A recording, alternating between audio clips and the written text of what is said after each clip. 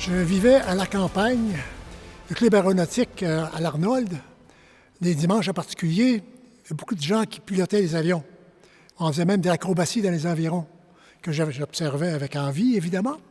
Et souvent, j'aimais bien grimper sur le toit de la maison de mon père, puis regarder un coup d'œil le survol de Saint-Georges, puis m'imaginer un petit peu être dans les airs.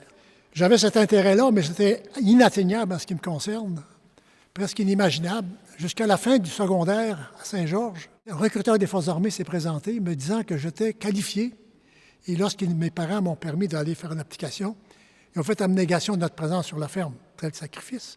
Finalement, on s'est présenté à Québec, tous les processus de sélection, pour être accepté finalement dans le domaine du pilotage. Alors c'est ça. Alors l'histoire de l'aviation pour moi a commencé à ce moment-là. Au mois de juillet 1964, j'ai commencé le pilotage sur un avion monomoteur qui datait de la dernière guerre mondiale, le Chipmunk, le Havilland Chipmunk, qui était en même temps qu'une école de formation initiale pour le pilotage, une école de sélection pour voir les talents relatifs de tout le monde. En août 1964, on m'a envoyé en Alberta, base militaire qui s'appelait RCAF Station Penhold, où on donnait des cours sur le Harvard, North American Harvard, gros moteur radial. C'était une école intermédiaire de formation qui nous emmenait à une étape plus loin. Puis le taux d'échec était assez élevé d'ailleurs. Nous avons commencé à 25 Canadiens et puis finalement on a gradué à 4 sur le cours, sur l'étape suivante qui était sur les réactés, les T-33, Sylvestar. Alors de là, selon nos orientations, nos talents qu'on observait, on pouvait nous proposer de progresser sur d'autres types d'avions. De là, donc, on m'a envoyé sur les bimoteurs. C'était des C-45 dans le temps qu'on appelait les Expeditors ou les B-18 aujourd'hui. Sur ce cours-là, qui était en fait compte 2 moteurs semblables à ce qu'il y avait sur les Harvard antérieurement, comme j'avais assez bien réussi ce cours-là, j'ai eu l'option de prendre mon choix, de donner mon choix premier. On donnait des choix. Je ne m'y attendais pas, mais il y a eu une ouverture pour aller piloter des quadrimoteurs Hercule à ce moment-là, occasion sur laquelle j'ai sauté, n'est-ce pas? J'avais alors 20 ans, très heureux et très impressionné de pouvoir aller sur ce type de grand avion-là qui voyageait partout dans le monde. Étant un jeune louveteau, se croyant très bon, trop bon, on nous a vraiment ramenés à être très humbles parce que, dans le fond, les pilotes d'alors, on se souvient qu'en 1966, ça faisait 21 ans que la Deuxième Guerre mondiale est terminée.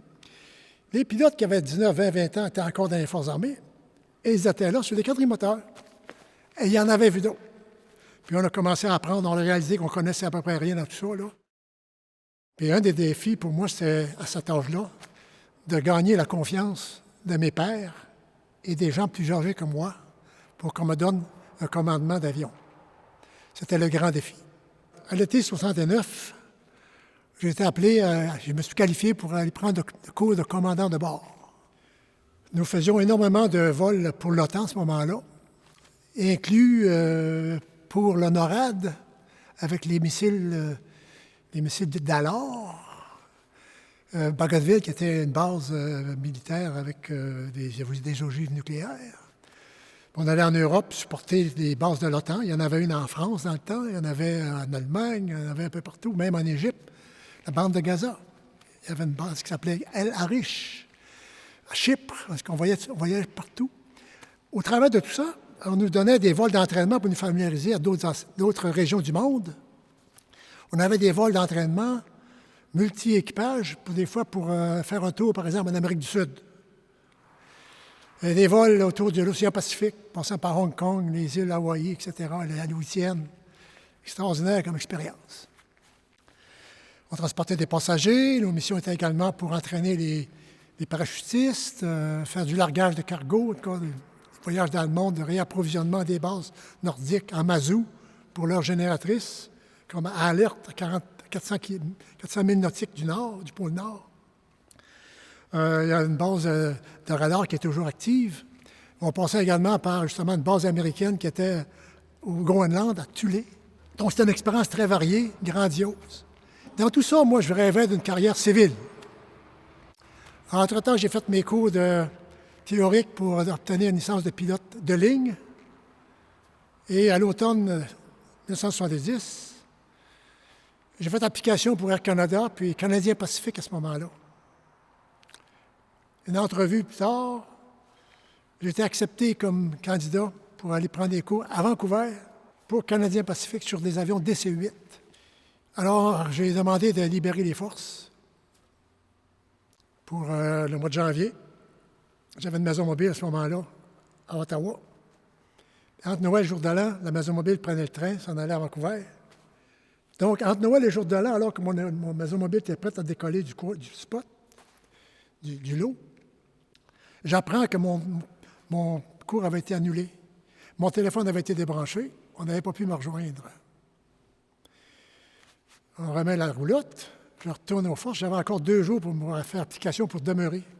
Vous ne pilotez plus les Hercules, on vous envoie à un poste de recrutement dans le Bas-Saint-Laurent, basé à Rimouski, à plein hiver avec une maison mobile. Alors, tout le bras de camp bas, j'étais marié, j'avais un petit enfant. Et puis, donc, on a déménagé en plein hiver à Rimouski. Alors, j'étais un petit peu, à ce moment-là, j'avais un poste d'officier et de recruteur dans une équipe qui était basée à Rimouski, qui était responsable de tout le Bas-Saint-Laurent, inclus Edmundston jusqu'à Rivière-du-Loup, et également la Matépédia. C'était des bons travailleurs, ils étaient réalistes, puis on avait des très bons candidats qu'on pouvait réussir à engager, à enrôler. J'étais dû pour un transfert, donc à l'été 1974. Donc, on m'a envoyé typiquement à l'école de formation des pilotes à Saskatchewan comme instructeur sur les tutors. Les snowbirds ont commencé en 1974 à Moose Jaw, quand je suis arrivé par là. En tout cas, je suis devenu instructeur sur ces avions-là. Puis après 1 an, officier de la sécurité aérienne sur la base pour les programmes de prévention d'accidents. Dans mon travail, après 1 an à Saskatchewan comme instructeur sur les tutors, j'ai eu un poste plutôt administratif pour gérer les incidents, les accidents, les enquêtes, les comités d'enquête sur des gros accidents, des choses comme ça. Alors, ça m'a amené à, justement, je suis arrivé sur des écrasements. Les snowbirds, à un moment donné, il y en a écrasé un à Grande Prairie. Arrivé sur le site, j'ai pas vu de personne là, mais j'étais habitué. Après ça, à Regina, à un moment donné, deux personnes dans un tutor se sont écrasées en finale à Regina. Puis un hélicoptère, on était là dans 15 minutes. On arrive là, tout est là, là. Puis on voit tous les dégâts, puis les gens qui sont décédés, là. Ça m'est arrivé 2 fois d'arriver sur des écrasements comme ça. Donc, c'était des gens qu'on connaissait. C'était quand même assez, je dirais, choquant, désappointant de voir que ça n'était pas sauvé alors qu'ils sont assis sur un siège éjectable et qu'ils avaient eu l'occasion de s'éjecter antérieurement. De là, on m'a envoyé au collège militaire, à un poste au sol, comme membre du personnel. Donc, j'ai été officier des carrières qu'on appelait là-bas pour aider à orienter et à gérer les carrières des élèves officiers au collège militaire. Et j'étais là pendant 4 ans. Quand j'étais à Saint-Jean-sur-Richelieu, le collège militaire avait un petit club aéronautique pour les élèves officiers. Et j'ai demandé au collège militaire s'ils voulaient qu'on fasse partie de ce groupe-là. Alors, on a accepté de déposer un certain montant pour faire partie de la coopérative de vol, pour permettre aux élèves officiers de faire du vol sur les heures où il y avait du temps de loisirs pour ces activités-là. Alors, j'étais impliqué là-dedans comme pilote, également pour donner des vérifications sur les avions. En tout cas, j'ai fait des heures là encore. À la fin de ma mutation à Saint-Jean, on m'a envoyé sur les hélicoptères à Bagotville en 1982. Donc, de là, transfert là-bas, on m'envoie sur un cours de formation sur hélicoptère à Portage-la-Prairie, à Saskatchewan, d'une durée de 2 mois et quelque chose, sur l'avion qu'on appelle le Jet Ranger. Donc, là, débuté mon travail comme responsable de l'équipe de sauvetage sur hélicoptère, dont la raison principale d'existence était pour aller rescaper des pilotes de chasse qui pouvaient s'éjecter dans les alentours, puis arriver le plus tôt possible, le plus rapidement possible. Rôle secondaire était d'aider également la Sûreté du Québec dans des cas d'écrasement d'avions, de petits avions, d'évacuation militaire d'une personne malade dans un chalet, ce genre de choses-là, rechercher quelqu'un perdu en forêt. Alors, c'était un travail très intéressant. À Bagotville, pendant 4 ans, J'ai accumulé environ 700 heures d'hélicoptère à ce moment-là sur on appelle ça le Huey, UH-1, utilisé au Vietnam partout. C'était vraiment l'avion du temps du Vietnam. Et donc, l'année suivante, j'ai déménagé à Toronto. J'ai eu une mutation au centre de sélection du personnel navigant à Donsview, Toronto.